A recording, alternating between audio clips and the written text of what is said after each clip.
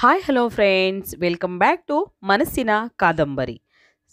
Friends, ನಿಮಗೆ ತುಂಬಾ useful ಆಗಿರೋವಂಥ ಒಂದು ಇನ್ಫಾರ್ಮೇಷನ್ ಇರುವಂತಹ ಒಂದು ವಿಡಿಯೋನ ಇವತ್ತಿನ ವಿಡಿಯೋದಲ್ಲಿ ತಿಳಿಸ್ಕೊಡ್ತಾ ಇದ್ದೀನಿ. ಖಂಡಿತವಾಗ್ಲೂ ವಿಡಿಯೋನ ಕಂಟಿನ್ಯೂ ಆಗಿ ನೋಡಿ, ಮತ್ತು ವಿಡಿಯೋ ಇಷ್ಟ ಆದರೆ ಚಾನಲ್ನ ಸಬ್ಸ್ಕ್ರೈಬ್ ಮಾಡ್ಕೊಳ್ಳಿ.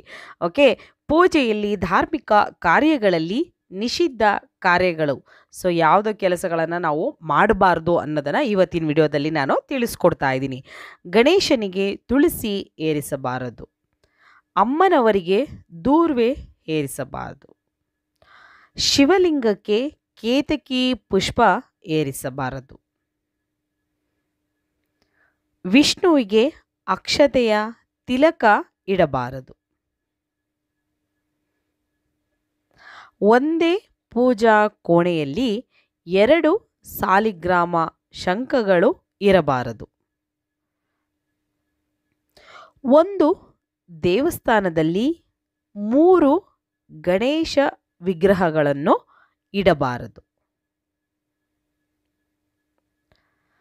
ತುಳಸಿ ದಳಗಳನ್ನು ಜಗಿದು ತಿನ್ನಬಾರದು, ದೇವಾಲಯದ ಮುಖ್ಯ ದ್ವಾರದ ಎದುರು ಕೆಳಗೆ ಚಪ್ಪಲಿ ಶೂಗಳನ್ನು ಬಿಡಬಾರದು, ದೇವರ ದರ್ಶನ ಮಾಡಿ ಹಿಂತಿರುಗುವಾಗ ಗಂಟೆ ಬಾರಿಸಬಾರದು, ಆರತಿಯನ್ನು ಒಂದೇ ಕೈಯಿಂದ ತೆಗೆದುಕೊಳ್ಳಬಾರದು, ಮನೆಯಲ್ಲಿ ಪೂಜಿಸುವ ಶಿವಲಿಂಗ ಹೆಬ್ಬೆರಳಿಗಿಂತ ದೊಡ್ಡದಿರಬಾರದು,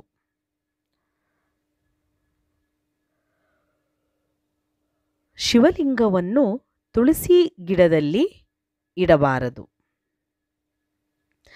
ಗರ್ಭಿಣಿಯರು ಶಿವಲಿಂಗವನ್ನು ಮುಟ್ಟಬಾರದು, ದೇವಸ್ಥಾನದಲ್ಲಿ ಸ್ತ್ರೀಯರು ತೆಂಗಿನಕಾಯಿ ಒಡೆಯಬಾರದು, ಕುಟುಂಬದಲ್ಲಿ ಸೂತಕ ಇದ್ದಾಗ ಪೂಜಿಸುವ ವಿಗ್ರಹಗಳನ್ನು ಮುಟ್ಟಬಾರದು,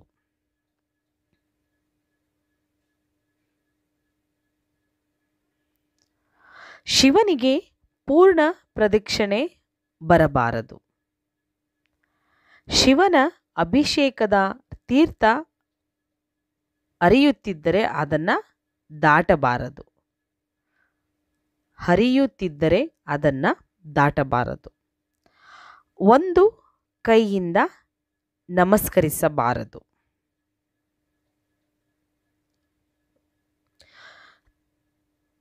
ನೀವು ಹಚ್ಚುವ ದೀಪವನ್ನು ಬೇರೆಯವರು ಹಚ್ಚಿದ ದೀಪದಿಂದ ಹಚ್ಚಬಾರದು, ತೀರ್ಥ ತೆಗೆದುಕೊಳ್ಳುವಾಗ ಬಲಗೈ ಕೆಳಗೆ ಒಂದು ಕರವಸ್ತ್ರವನ್ನು ಆಗಲಿ ಇಟ್ಟುಕೊಳ್ಳಬೇಕು, ತೀರ್ಥದ ಒಂದು ಹನಿಯು ಕೆಳಗೆ ಬೀಳಬಾರದು,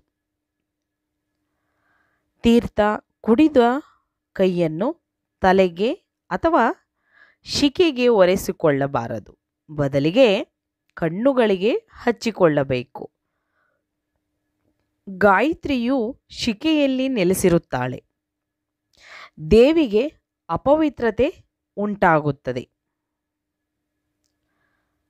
ದೇವರಿಗೆ ಹಣ ಇತ್ಯಾದಿ ದುರಾಸೆ ತೋರಿಸಬಾರದು,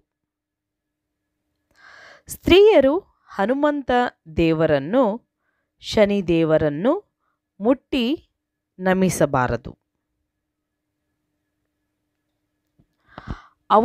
ಅವಿವಾಹಿತ ಸ್ತ್ರೀಯರು ಅಥವಾ ಹೆಣ್ಣು ಮಕ್ಕಳು ಹನುಮಂತ ದೇವರ ಶನಿದೇವರ ಕಾಲಿಗೆ ಬೀಳದೆ ನಿಂತೇ ನಮಿಸಬೇಕು, ದೇವಸ್ಥಾನದ ಅಥವಾ ಪೂಜಾ ಕೋಣೆಯ ಆವರಣವನ್ನು ಯಾವಾಗಲೂ ಶುಚಿಯಾಗಿ ಇಟ್ಟುಕೊಳ್ಳಬೇಕು,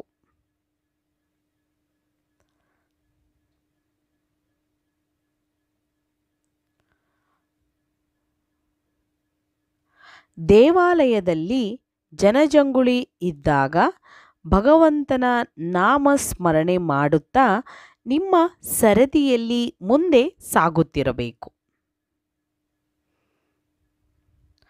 ಭೈರವ ದೇವಾಲಯವನ್ನು ಬಿಟ್ಟು ಉಳಿದ ದೇವಾಲಯಗಳಲ್ಲಿ ಕುಡುಕರು ಪ್ರವೇಶಿಸಬಾರದು.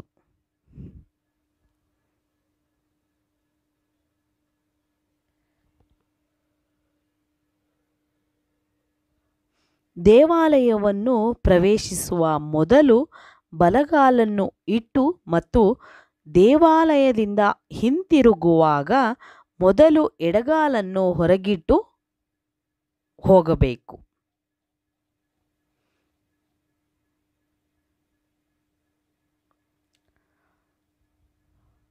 ದೇವಸ್ಥಾನದಲ್ಲಿ ಗಂಟೆಯನ್ನು ಬಹಳ ಜೋರಾಗಿ ಕರ್ಕಶವಾಗಿ ಬಾರಿಸಬಾರದು. ಸಾಧ್ಯವಾದರೆ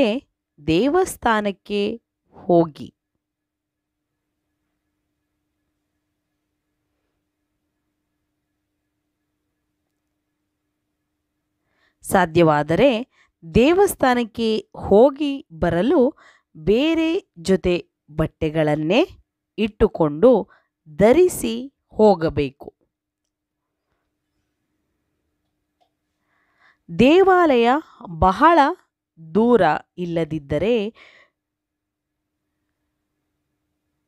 ಶೂ ಚಪ್ಪಲಿ ಹಾಕದೆ ಹೋಗಬೇಕು.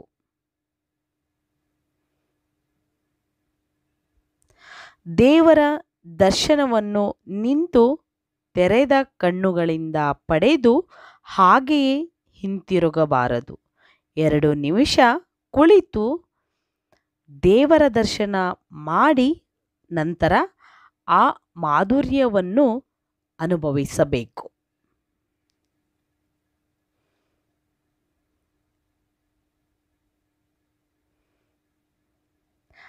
ಆರತಿ ತೆಗೆದುಕೊಂಡ ನಂತರ ದೀಪ ಮುಟ್ಟಿ ಅದಾದ ನಂತರ ಕೈ ತೊಳೆದುಕೊಳ್ಳಬೇಕು.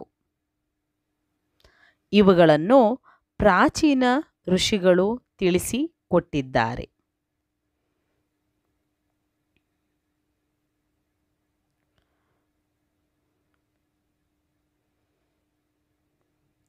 ಸ್ನೇಹಿತರೆ, ಈ ಮಾಹಿತಿ ಇಷ್ಟವಾದರೆ ಚಾನಲ್ನ ಸಬ್ಸ್ಕ್ರೈಬ್ ಮಾಡ್ಕೊಳ್ಳಿ, ಹಾಗೆ ಲೈಕ್ ಮಾಡಿ ಮತ್ತು ಹೆಚ್ಚೆಚ್ಚು ನನ್ನ ವಿಡಿಯೋಗಳನ್ನು ನಿಮ್ಮ ಫ್ರೆಂಡ್ಸ್ ಮತ್ತು ರಿಲೇಟಿವ್ಸ್ ಗ್ರೂಪಲ್ಲಿ ಶೇರ್ ಮಾಡಿ ಫ್ರೆಂಡ್ಸ್. ಇನ್ನಷ್ಟು ಹೆಚ್ಚು ವಿಡಿಯೋಗಳನ್ನು ನಿಮ್ಮ ಜೊತೆ ನಾನು ಶೇರ್ ಮಾಡ್ಕೊಳ್ತೀನಿ. ನೀವು ನನ್ನ ಒಂದು ಚಾನಲ್ನ ಸಬ್ಸ್ಕ್ರೈಬ್ ಮಾಡಿಕೊಂಡ್ರೆ ನಾನು ಹಾಕಿರುವಂಥ ಎಲ್ಲ ವಿಡಿಯೋಗಳ ನೋಟಿಫಿಕೇಷನ್ನು ನಿಮಗೆ ತಕ್ಷಣಕ್ಕೆ ಸಿಗುತ್ತೆ. ಆಗ ನೀವು ಕೂಡ ನನ್ನ ಒಂದು ಕುಟುಂಬ ಆಗ್ತೀರಾ. ಓಕೆ, ನಿಮಗೆಲ್ಲರಿಗೂ ಕೂಡ ಧನ್ಯವಾದಗಳನ್ನು ತಿಳಿಸ್ತಾ ಇವತ್ತಿನ ವಿಡಿಯೋನ ನಾನು ಮುಗಿಸ್ತಾ ಇದ್ದೀನಿ. ಬಾಯ್.